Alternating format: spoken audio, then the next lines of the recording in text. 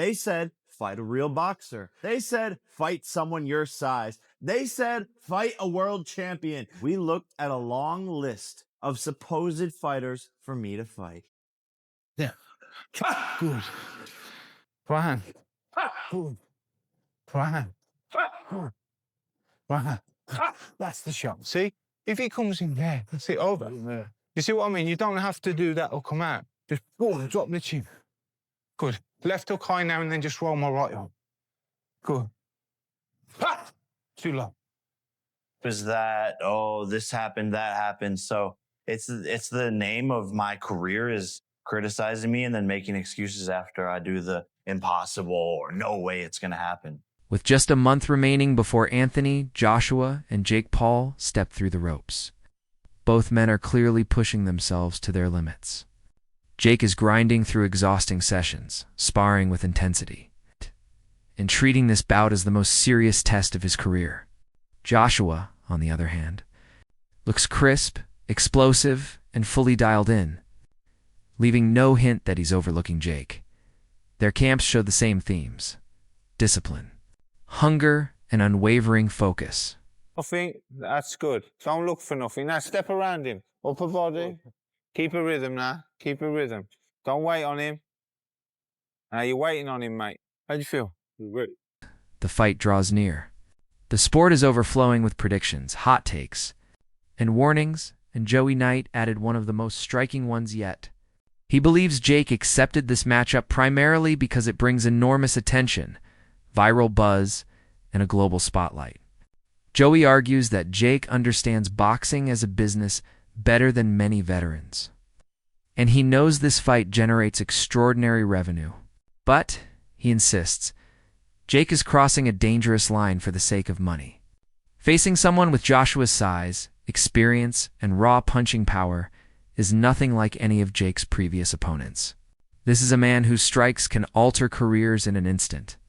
Joey cautioned that if Jake suffers genuine damage, the paychecks, views, and fame won't matter afterward.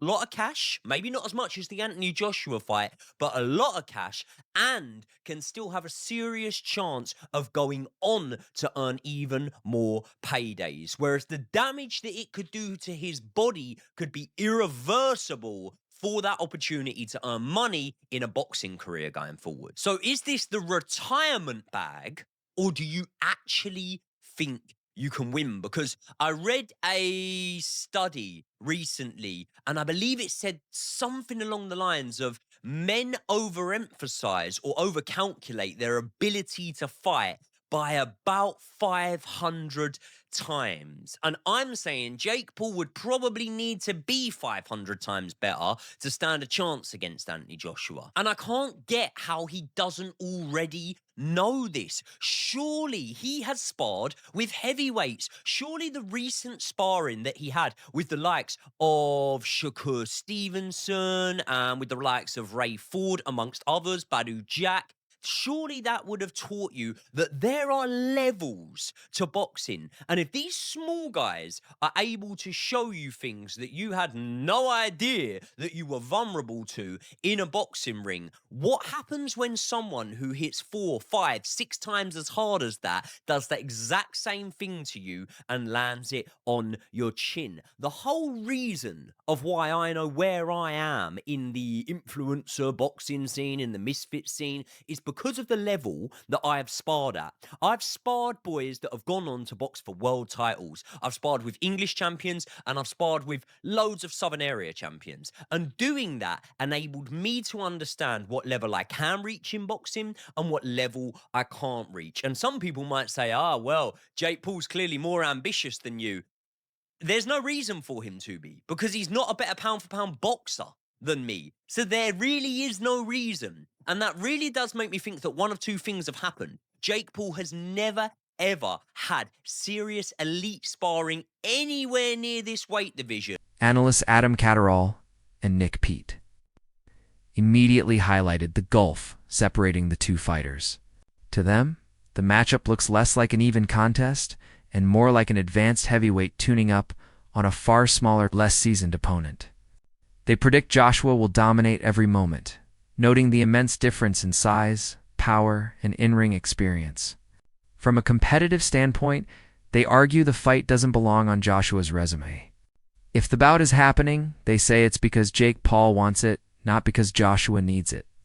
Their discussion underscores the belief that this event leans heavily toward commercial entertainment, rather than true sporting legitimacy. I'm the domestic rankings in America, and he might even make top 50. He might make top 50. If you pick him right, great. But if you put him in with meritocracy and put him in rankings and actually make him fight the number 49 guy in America or try and climb up, he's going to get found out because he's a not a novice. Now, I know. I speak from experience here. I did an exhibition bout with Shane Neary, a former world champion, and I was fucking 2 or 3 stone bigger than him. I was 5 inches bigger than him, very similar to AJ and Jake Paul. And I was a novice. I'd boxed, sparred, and moved around my whole life, but I'd never been in a competitive fight. And we did it for charity. And we did 3 rounds. And at the end of it, I realized, and I knew it going in, that Shane Neary controlled pretty much every second of those 3 minutes. Pretty much every second he controlled. He put the pressure on me in 1 round. He hit me with the body shot in the 2nd round.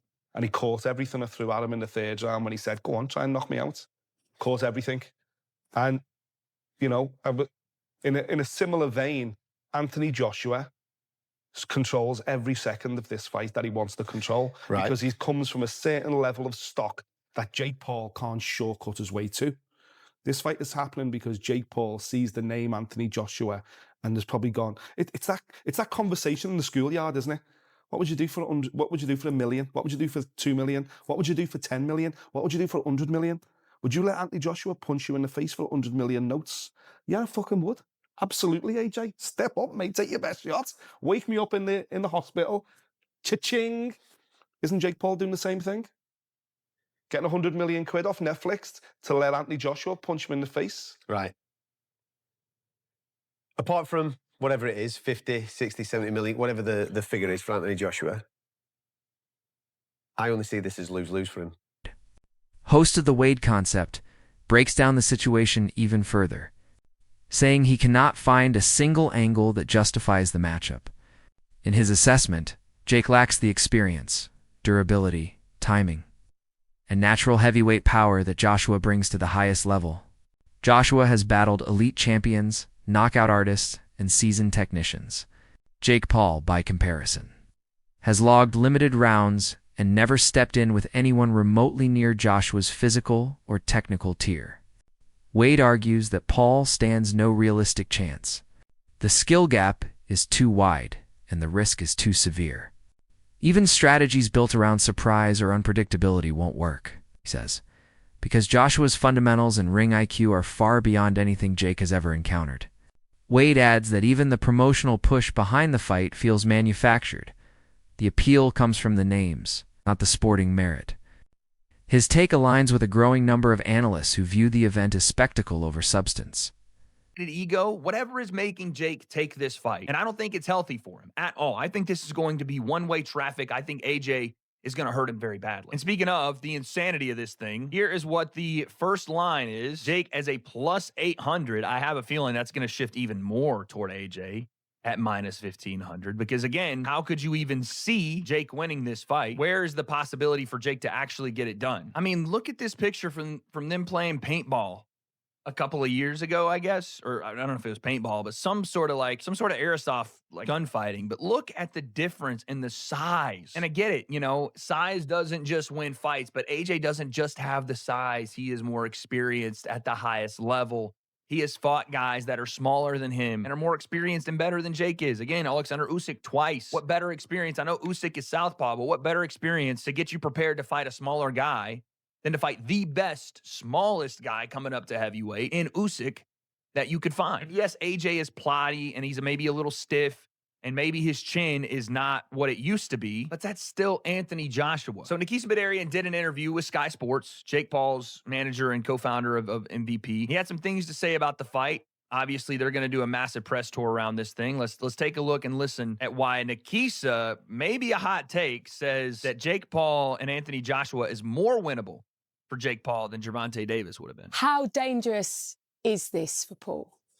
This is a more dangerous fight than Gervonta Tank Davis, but it's a more winnable fight than Gervonta Tank Davis. Gervonta was small, fast, super skilled. That is a fucking hot take. That's a I don't know if that's crazy, but it's a hot take. Let's hear his reasoning. Gervonta was small, fast, super skilled.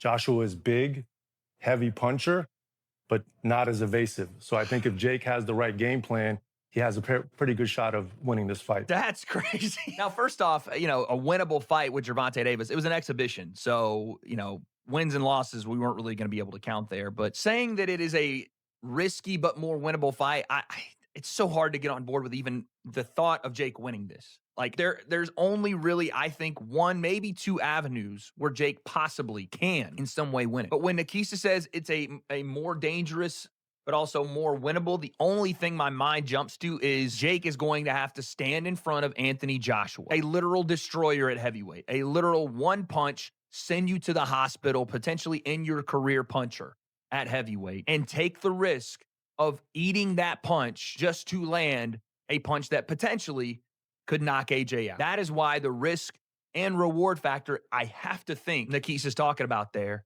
is involved. Ivy Akali acknowledges Joshua's overwhelming advantages, but points out that Joshua isn't usually the type to rush in seeking a first-round finish.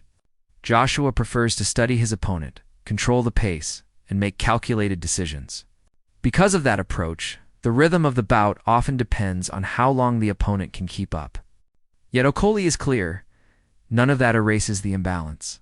For Jake Paul to survive, he would need to slow the tempo, absorb punishment he has never felt, and handle pressure at a level he has never experienced.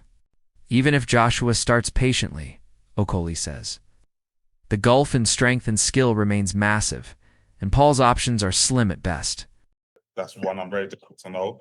And then number two, it's like, I want him to feel what it's like to be in there with a big, strong, world-class heavyweight before the day, because I don't want him to get hit with the first jab and it's a whole new sensation. So, and you never know.